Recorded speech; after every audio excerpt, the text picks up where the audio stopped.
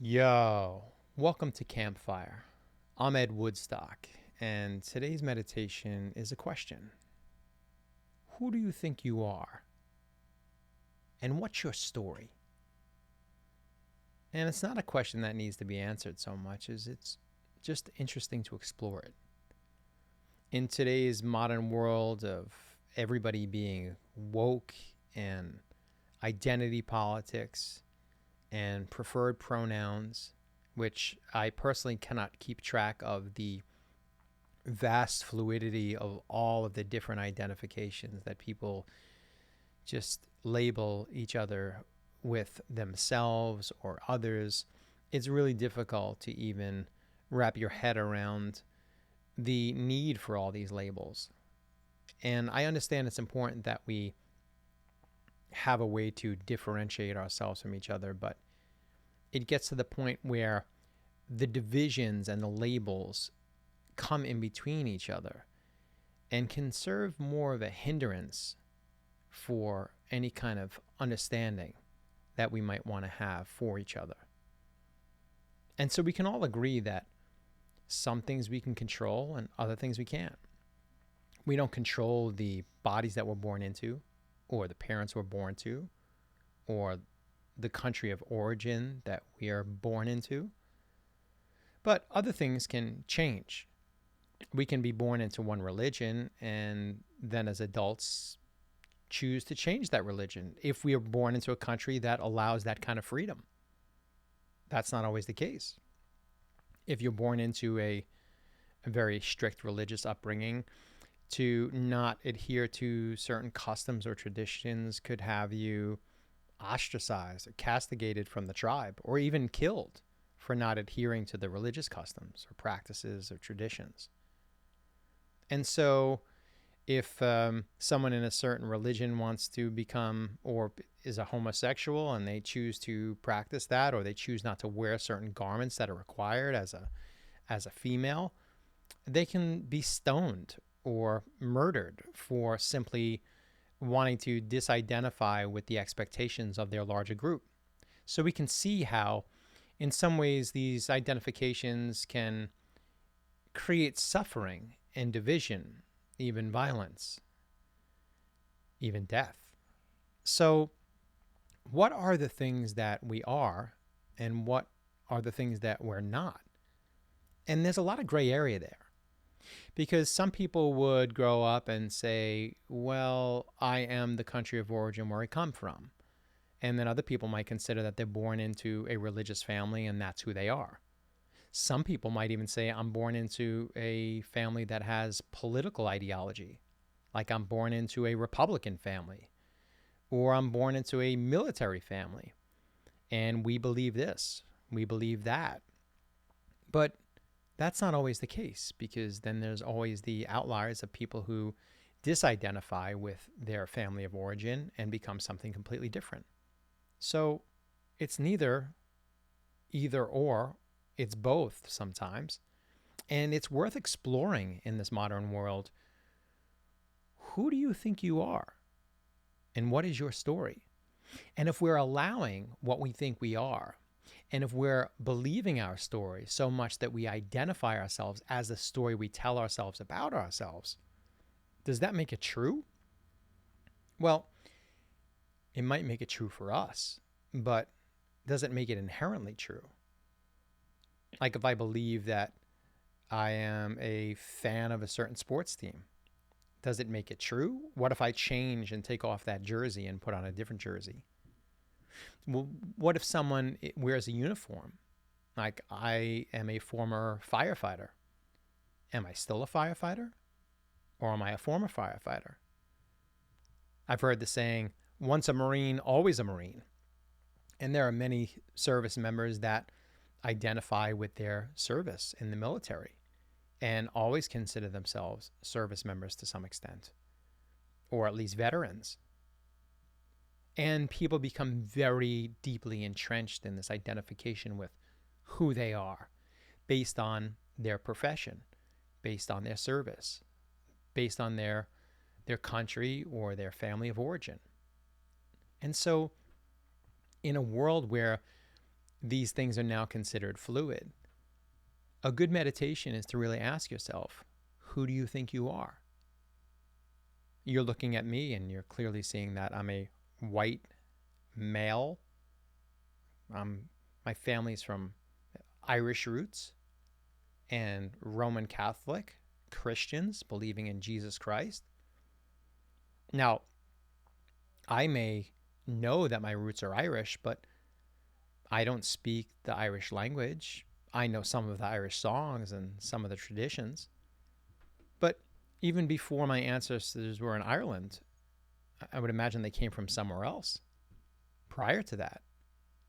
So would I actually be from the country of origin prior to those ancestors that emigrated to Ireland thousands of years ago? I don't know.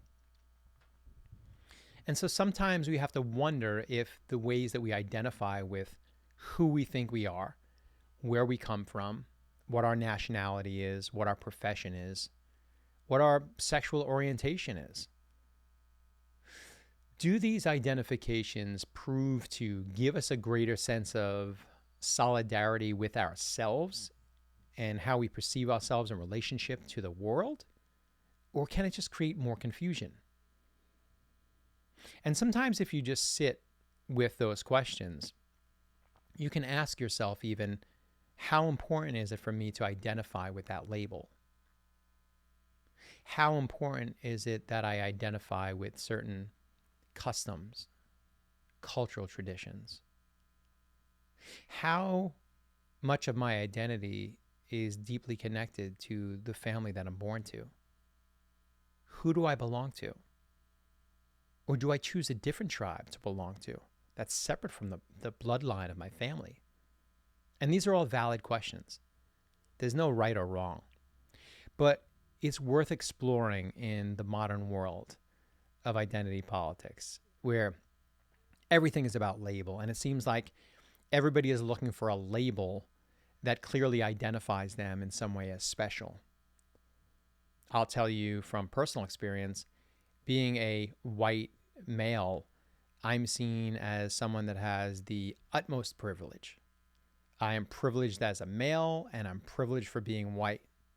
It's almost assumed that in a lot of ways, I don't suffer the same insecurities, fears of mortality, of the need to belong, the need to feel connected, the desire to be loved and appreciated, to feel a sense of belonging, to feel a sense of purpose, as if those things don't apply to me because as a white male, I'm blinded by my privilege and I don't suffer in the same way as other human beings, which is a complete lie and falsehood. Although other people who identify with being part of a minority would feel deeply connected to that identification because it affords them special privileges. And so people will really hold on very tightly to this sense of identity, especially if it affords them benefits and privileges. And sometimes that benefit and that privilege could even be as part of a victimhood mentality. People feel like their identification with a marginalized minority group affords them certain privileges and protections, which it does. It affords certain groups and individuals privileges and protections that aren't afforded to everybody else. And so you can understand why someone would cling so tightly to that identification with who they are, or should I say, who they think they are. And if we wear certain identifications that give us certain benefits, help us feel more connected, it's understandable that we would want to hold on to that identification.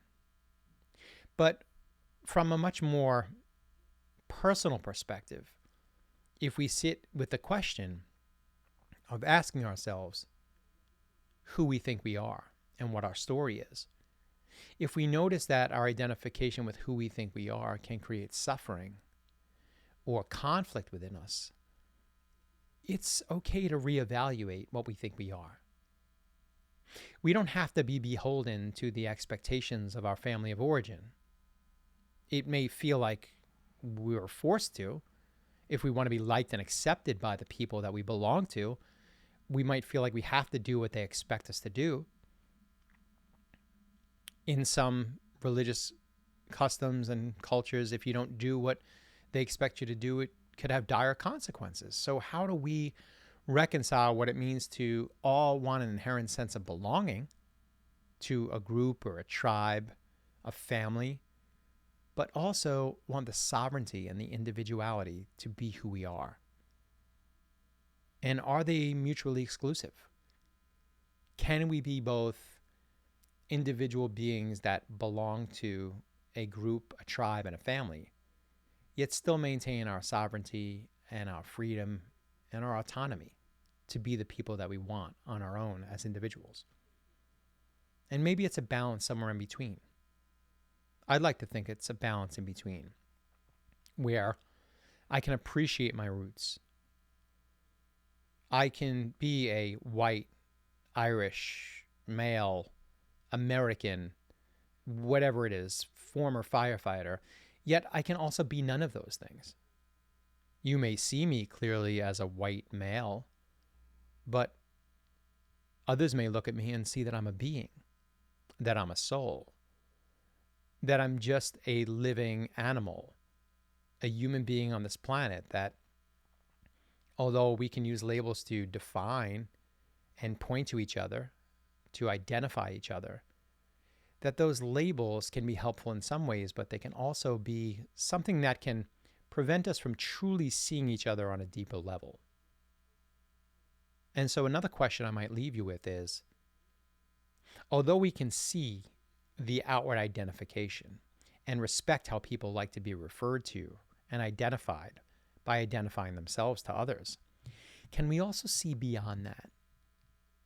Is it possible for us to look at the individual, see past their skin color, their body type, their gender, their sexuality, their country of origin, political ideology, and can we instead see past them into the eyes, into the soul, and see them as a soul, as a spirit? Can we look past the story of who someone thinks they are? Can we learn to see each other? And when we really look at each other, if we can look deeply enough into each other, we can see that whether we're male, female, black, white, gay, straight, doesn't make a difference. That we all have hopes and dreams. We all have desires and insecurities. We all have fears. We all have a need for the sense of belonging to something, to someone, some group, some family, some connection. We all have a desire to feel purposeful and have our lives be meaningful in some ways. And when we start to see past the external differences and the labels, and we can start to see a little more deeply into the heart, the essence, and the soul and spirit of what we truly are, instead of getting hung up on the labels, maybe we can see more deeply into the truth of each other. Now, I know that sounds idealistic, and yeah, it would be nice if we could all just hold hands around the campfire and sing Kumbaya, and brothers and sisters could love one another. But I don't think it's idealistic to practice in our daily lives seeing the external, recognizing the differences in the other. But instead of othering the person as someone that's different than me, can we instead consciously choose to practice awareness around looking and seeing the other person? And instead of seeing what's different about them, can we instead recognize ourselves in each other? Can we look deeply at the person and see ourselves? Can we see the mirror in that person and see ourselves in each other? I don't know. Maybe that's too big of an ask. But I think if we can just practice exploring that question for ourselves, who do you think you are? And what's your story? If we can strip away the things that no longer serve us, if we can clear away the barriers and the layers and the obstacles and the walls, if we can put our story to the side and instead be open-hearted enough to see each other in real time, in the present moment, just as we are, two living beings on this ball of dirt, hurtling through the universe, alive together, sharing the breath and the flow of life in this moment together, and that we're on this planet together, can we instead see more deeply into each other and see ourselves in each other? Let me know. Let me know in the comments.